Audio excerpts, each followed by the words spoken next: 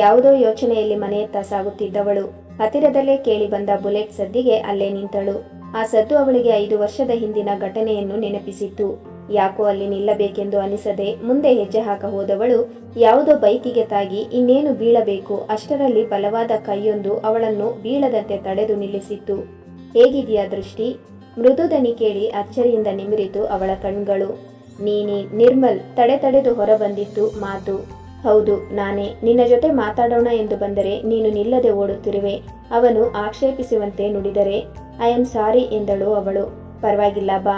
ಕೈ ಹಿಡಿದು ಬೈಕ್ ಏರಲು ಸಹಾಯ ಮಾಡಿದವನು ಬುಲೆಟ್ ಅನ್ನು ಪಾರ್ಕ್ ಕಡೆಗೆ ಟರ್ನ್ ಮಾಡಿದ್ದ. ಎಲ್ಲಿಗೆ ಹೋಗುತ್ತಿದ್ದೇವೆ? ನಿನ್ನ ಜೊತೆ ಮಾತನಾಡಬೇಕು ತುಂಬಾ, ಅದಕ್ಕೆ ಪ್ರಶಾಂತವಾದ ಜಾಗ ಹುಡುಕುತ್ತಿದ್ದೇನೆ. ಅವಳು ಮೌನಿಯಾದಳು. ಅವಳ ಮನಸ್ಸು 5 ವರ್ಷಗಳ ಹಿಂದಕ್ಕೊಡ್ಡಿದವು. ಪ್ರೀತಿಗೆ ಕಣ್ಣಿಲ್ಲ ನಿಜ, ಆದರೆ ಪ್ರೀತಿಸುವವರಿಗೆ ಕಣ್ಣಿಲ್ವಾ ಎಂಬ ಮಾತೊಂದಿದೆ. ಆದರಿಲ್ಲಿ ಪ್ರೀತಿಗೆ ಮಾತ್ರ ಅಲ್ಲ, ತಾನು ಪ್ರೀತಿ ಮಾಡುತ್ತಿರೋ ಹುಡುಗಿಗೂ ಕಣ್ಣಿಲ್ಲ ಎಂಬ ಸತ್ಯ ತಿಳಿಯದೆ ನಿರ್ಮಲ್ ಪ್ರೀತಿಗೆ ಬಿದ್ದಿದ್ದ. ದಿನವಿಡೀ ಗೆಳೆಯರು ಮೋಜು ಮಸ್ತಿ ಎಂದು ತಿರುಗಾಡುವ ಅವನಿಗೆ ಆಕಸ್ಮಿಕವಾಗಿ ಕಣ್ಣಿಗೆ ಕಂಡಿದ್ದಳು ದೃಷ್ಟಿ. ಹುಟ್ಟು ಅಂಧೆಯಲ್ಲದ ದೃಷ್ಟಿ ಅವಳ ಜೀವನದಲ್ಲಿ ನಡೆದ ಘಟನೆಯ ಕಾರಣದಿಂದ ಅಂಧೆಯಾಗಿದ್ದಳು. ಅವಳನ್ನು ಮನಸಾರೆ ಪ್ರೀತಿಸುತ್ತಿದ್ದವನು ನಿಜ ತಿಳಿದ ನಂತರವೂ ಅದನ್ನು ಮುಂದುವರಿಸಿದ್ದ. ದಿನಗಳು ಉರುಳಿ ತಿಂಗಳು ಕಳೆದರೂ ಅವಳಲ್ಲಿ ತನ್ನ ಪ್ರೀತಿ ಹೇಳುವ ಧೈರ್ಯ ಬಂದಿರಲಿಲ್ಲ. ಕೊನೆಗೊಂದು ದಿನ ಧೈರ್ಯ ಮಾಡಿ ಅವಳ ಮುಂದೆ ನಿಂತೇ ಬಿಟ್ಟಿದ್ದ. ಹಾಯ್, ಐ ಆಮ್ ನಿರ್ಮಲ್ ತನ್ನ ಪರಿಚಯ ಹೇಳಿಕೊಂಡ. ಹೇಳಿ ಏನಾಗಬೇಕು? ಬೇಬಿ ಸಿಟ್ಟಿಂಗಲ್ಲಿ ಕೆಲಸ ಮಾಡುತ್ತಿದ್ದವಳಿಗೆ ಅಂದು ತಡವಾಗಿತ್ತು. ಐ ಲವ್ ಯು ತಡೆದು ನೇರವಾಗಿ ಹೇಳಿದ್ದ. ಅವನು ಮಾತು ಕೇಳಿ ಒಂದು ಕ್ಷಣ ಗಾಬರಿಗೊಂಡವಳಂತೆ ನಿಂತ ದೃಷ್ಟಿ ವಾಟ್ ಎಂದಿದ್ದಳು. ನನಗೆ ನಿಮ್ಮ ಬಗ್ಗೆ ಎಲ್ಲ ಗೊತ್ತು, ಆದರೂ ನನಗೆ ನಿಮ್ಮನ್ನು ಪ್ರೀತಿಸದೇ ಇರಲು ಸಾಧ್ಯವಿಲ್ಲ. ನಾನು ನಿನಗೆ ಬಾಳು ಕೊಡುತ್ತೇನೆ. ದಿನನಿತ್ಯ ಈ ರೀತಿ ಕೆಲಸ ಮಾಡೋ ಯಾವುದೇ ಅಗತ್ಯ ಇಲ್ಲ. ಈ ರೀತಿ ನಿನ್ನನ್ನು ಚೆನ್ನಾಗಿ ನೋಡಿಕೊಳ್ಳುತ್ತೇನೆ. ಪಟಪಟನೆ ಹೇಳಿದ ಮಾತು ಕೇಳಿ ಅವಳಿಗೆ ಕೋಪ ಬಂದಿದ್ದವು. ನೋಡಿ ಮಿಸ್ಟರ್, ನನಗೆ ಈ ಕೆಲಸ ಅಗತ್ಯ ಎಂದು ನಾನು ಮಾಡುತ್ತಿಲ್ಲ. ನನ್ನ ತಂದೆಗೆ ನನ್ನನ್ನು ನೋಡಿಕೊಳ್ಳೋ ತಾಕತ್ತಿದೆ, ಅದು ಬೇರೆ ವಿಷಯ.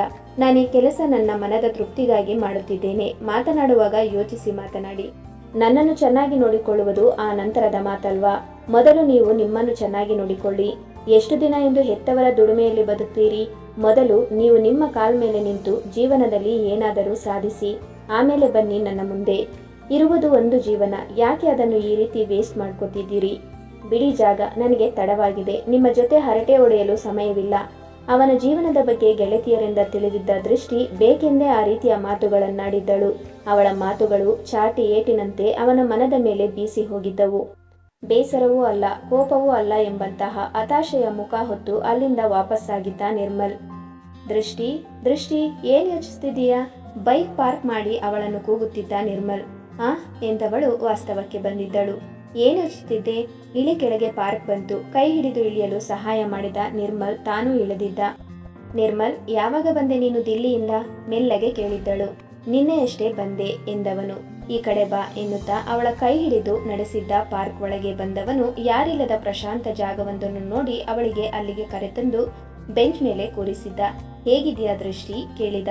ಹೀಗಿದ್ದೀನಿ ನೋಡು ಎಂದಾಗ ನಗು ಬೀರಿದ ಅವನು. ಯಾಕೆ ಸಂಕೋಚ ಪಡ್ತಿದ್ದೀಯಾ? ಅಂದು ಅಷ್ಟೆಲ್ಲ ಮಾತನಾಡಿದೆ, ಇಂದು ನೋಡಿದ್ರೆ ಅವಳು ಉತ್ತರಿಸಲಿಲ್ಲ. ಕಂಗಳಲ್ಲಿ ತೆಳುವಾಗಿ ನೀರಾಡಿತು. ಅರೆ, ಯಾಕೆ ಅಳ್ತಿದೀಯಾ? ಕಣ್ಣೊರೆಸುತ್ತಾ ಕೇಳಿದ. ನಾನಂದು ಹಾಗೆ ಮಾತನಾಡಬಾರದಿತ್ತು. ಐ ಆಮ್ ಸಾರಿ ಸಣ್ಣಗೆ ನುಡಿದಳು. ಇಲ್ಲ, ನಿಜ ಹೇಳಬೇಕು ಅಂದ್ರೆ ನೀನಂದು ಹಾಗೆ ಮಾತನಾಡಿದ್ದೆ ಸರಿ ಇತ್ತು. ಐ ಸ್ವೇರ್ ಕಣೋ, ನನಗೆ ನಿನ್ನ ಮೇಲೆ ಯಾವುದೇ ಕೋಪವಿಲ್ಲ. ಅಂದು ನಿನ್ನ ಮಾತು ಕೇಳಿ ನೀನು ನನ್ನ ಹಂಗಿಸ್ತಿದ್ಯಾ ಅಂತ ಒಂದು ಬಾರಿ ಕೋಪ ಬಂದದ್ದು ನಿಜ. ಆದರೆ ಕುಳಿತು ಯೋಚಿಸಿದಾಗ ನಿನ್ನ ಮಾತು ನಿಜವಾಗಿತ್ತು. ಅದೇ ಮಾತನ್ನು ನಮ್ಮ ಮನೆಯಲ್ಲಿ ಫ್ಯಾಮಿಲಿಯಲ್ಲಿ ಸಾಕಷ್ಟು ಮಂದಿ ಹೇಳಿದ್ದಾರೆ ನನಗೆ. ಆದರೆ ಆಗ ಆ ಮಾತು ತಲೆಗೆ ಹೋಗಿರಲಿಲ್ಲ. ಎಲ್ಲದಕ್ಕೂ ಒಂದು ಸಮಯ ಅನ್ನುವುದು ಬರಬೇಕು ಅಂತಾರಲ್ಲ, ಹಾಗೆ. ನಿನಗೊಂದು ಸತ್ಯ ಹೇಳ? ಅವಳ ಗಲ್ಲವನ್ನೆತ್ತಿ ಕೇಳಿದ. ಏನು? ನಿಜ ಹೇಳಬೇಕು ಅಂದ್ರೆ ನನ್ನ ಮೇಲೆ ನಿನ್ನ ಮಾತುಗಳು ಅಷ್ಟೇನೂ ಪ್ರಭಾವ ಬೀರಲಿಲ್ಲ. ನಿನ್ನ ಜೀವನ ನನ್ನ ಮೇಲೆ ಪ್ರಭಾವ ಬೀರಿತು. ನನ್ನನ್ನು ನಿನಗೆ ಹೋಲಿಸಿದರೆ ನನ್ನ ಎಲ್ಲ ಅಂಗಾಂಗಗಳು ನೆಟ್ಟಿಗಿದೆ. ಆದರೆ ಯೋಚನೆಯಲ್ಲಿ, ಜೀವನ ಶೈಲಿಯಲ್ಲಿ ನೀನು ನನಗಿಂತ ಉತ್ತಮ ಜೀವನ ನಡೆಸುತ್ತಿದ್ದೆ. ನಿನಗೆ ಕಣ್ಣು ಕಾಣಿಸೋದಿಲ್ಲ ಅಂದ್ರೆ ಏನಾಯ್ತು? ನೀನು ಬೇರೆಯವರಿಗಿಂತ ಯಾವುದರಲ್ಲಿ ಕಡಿಮೆ ಇದ್ದೀಯಾ ಹೇಳು? ಇದೇ ಜೀವನ ನನಗೆ ಸ್ಫೂರ್ತಿ ನೀಡಿತು. ನಾನು ಜೀವನದಲ್ಲಿ ಏನಾದರೂ ಸಾಧಿಸಬೇಕು ಎಂಬ ಛಲ ಹುಟ್ಟಿಸಿತು. ಇವತ್ತು ನಾನು ಏನೇ ಆಗಿದ್ದರೂ ನಿನ್ನ ಆ ಮಾತು ಮತ್ತು ನಿನ್ನ ಈ ಜೀವನವೇ ಸ್ಫೂರ್ತಿ ನನಗೆ. ನೀನಿಲ್ಲದಿದ್ದರೆ ಇವತ್ತು ನಾನು ಅದೇ ಹಳೆಯ ನಿರ್ಮಲ್ ಆಗಿರುತ್ತಿದ್ದನೇ ವಿನಃ ಇಂದಿನ ಯೂತ್ ಐಕಾನ್ ನಿರ್ಮಲ್ ಆಗ್ತಿರಲಿಲ್ಲ. ಅವನ ಮಾತಿಗೆ ಕಿವಿಯಾಗಿದ್ದವಳು, ಇಲ್ಲ ನಿರ್ಮಲ್, ಇದರಲ್ಲಿ ನನ್ನದೇನೂ ಪಾತ್ರವಿಲ್ಲ. ಇಲ್ಲಿ ನಾನು ಕೇವಲ ನಿಮಿತ್ತ ಮಾತ್ರ.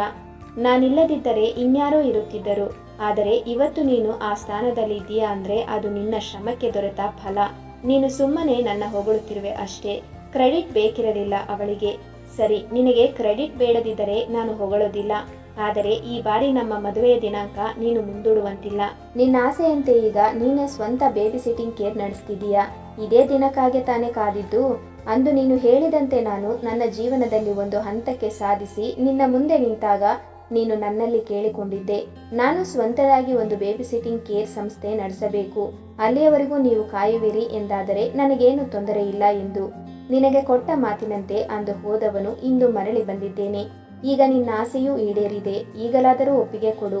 ಪುಟ್ಟ ಮಗು ಚಾಕ್ಲೇಟಿಗೆ ರಚ್ಚೆ ಹಿಡಿಯುವಂತೆ ಕೇಳಿದ ಅವನ ಮಾತಿಗೆ ನಗು ಬಂದಿತ್ತು ಅವಳಿಗೆ. ಸರಿ, ನಾಳೆ ಬಂದು ಮನೆಯಲ್ಲಿ ಮಾತನಾಡಿ ಕೊನೆಗೂ ಒಪ್ಪಿಗೆ ನೀಡಿದ್ದಳು. ಸಂತಸದಿ ಕೇಕೆ ಹಾಕಿ ಮೇಲಕ್ಕೆ ಜಿಗಿದಿದ್ದ ನಿರ್ಮಲ್. ಒಬ್ಬರಿಗೊಬ್ಬರು ಹೇಗಲಾಗಿ ನಡೆಯುವೆವು ಎಂಬ ನಿರ್ಧಾರಕ್ಕೆ ಇಬ್ಬರ ಒಪ್ಪಿಗೆಯ ಮುದ್ರೆಯೂ ಬಿದ್ದಿತ್ತು. ನಿರ್ಮಲ್ ಪ್ರೀತಿ ಮತ್ತು ಯೋಚನಾ ಶಕ್ತಿ ದೃಷ್ಟಿಯಾದರೆ ಅವಳ ಕಣ್ಣ ದೃಷ್ಟಿ ಅವನಾಗಿದ್ದ. ಜೀವನದುದ್ದಕ್ಕೂ ಕೈ ಹಿಡಿದು ನಡೆಸುತ್ತೇನೆ ಎಂದು ನುಡಿದ ಅವನ ಮಾತು ಇಂದು ನಿಜವಾಗುತ್ತಿದೆ ಎಂಬ ಹರ್ಷಕ್ಕೆ ಅವನ ಗಂಟಲಿನಿಂದ ಮಾತೇ ಹೊರಡುತ್ತಿಲ್ಲ. ನಿರ್ಮಲ್, ಆಗಲೇ ತಡವಾಗಿದೆ, ಮನೆಗೆ ಹೋಗೋಣವಾ? ಅವಳ ಪ್ರಶ್ನೆಗೆ ಸರಿ ಎಂದು ತಲೆದೂಗಿ ಅವಳನ್ನು ಕೈ ಹಿಡಿದೇ ನಡೆಸಿದ್ದ ಬುಲೆಟ್ಟಿನಡೆಗೆ. ಜೊತೆಯಾಗಿ ಹೆಜ್ಜೆ ಹಾಕಿದ ಗುರುತಿಗೆಂಬಂತೆ ನಡೆದು ಬಂದ ದಾರಿಯಲ್ಲಿ ಮುಡಿದ ಹೆಜ್ಜೆ ಗುರಿತು ಅವರ ಪ್ರೀತಿಗೆ ಅಸ್ತು ಎಂದಿತ್ತು. ಜೋಡಿಯನ್ನು ಹೊತ್ತ ಬುಲೆಟ್ ಮನೆಯೆಡೆಗೆ ಸಾಗಿತ್ತು. ಈ ವಿಡಿಯೋ ನಿಮಗೆ ಇಷ್ಟವಾದಲ್ಲಿ ದಯವಿಟ್ಟು ಒಂದು ಲೈಕ್ ಕೊಟ್ಟು ಹಾಗೆ ಸಬ್ಸ್ಕ್ರೈಬ್ ಮಾಡಿಕೊಳ್ಳಿ. ಧನ್ಯವಾದಗಳು.